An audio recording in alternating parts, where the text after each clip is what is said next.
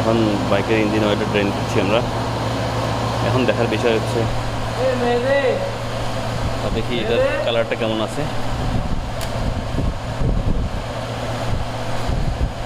আর আমি বেসিক্যালি আজকে second service দিচ্ছি।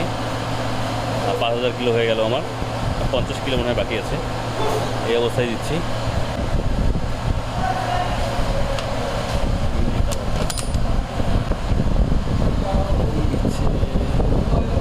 এখনও যথেষ্ট আঠালো আছে ইঞ্জিন অয়েলটা।